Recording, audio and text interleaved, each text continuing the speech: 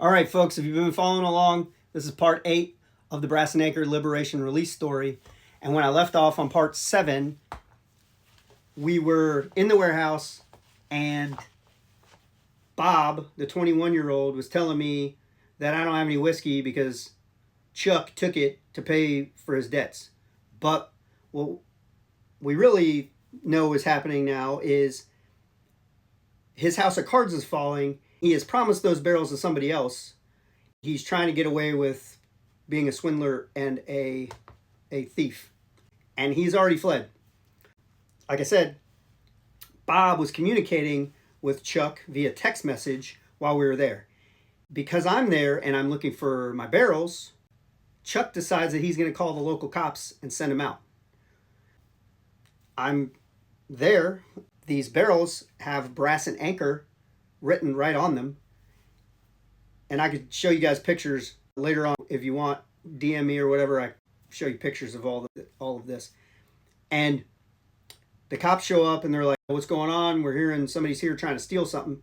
And I'm like, "Nobody's here trying to steal anything. We're just here getting our property out of this warehouse because the individual that was renting it stopped paying his rent and the owner locked him out. And this is the day that they allowed us to come in and get our property out of here."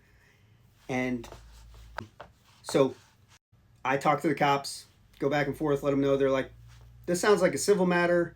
Let's talk to Chuck." So they get him on the phone. He and I are going back and forth. I'm like, "Chuck, we talked about this. You owed us money from some whiskey." He's like, "No, that's not how it went. You can take your glass and your labels and everything else and your finished product, but you don't have any barrels left." And I was like, "I beg to differ because there's barrels here with my brand name on them, Brass and Anchor, and they're mine." And the police, I get off the phone. I get tired of talking to, I'm getting irate, basically. I'm getting heated. And I promise, I don't even promise. I talk to the police. The police are like, "Listen, this is a civil matter. If you need to, you can go down to the courthouse and file a injunction or a lawsuit or a police report or whatever. But this is a civil matter." And they leave. Because I was kind of flustered and that sort of thing, I didn't ask all the questions that I really wanted to ask while they were there. But we still had some time while we were there.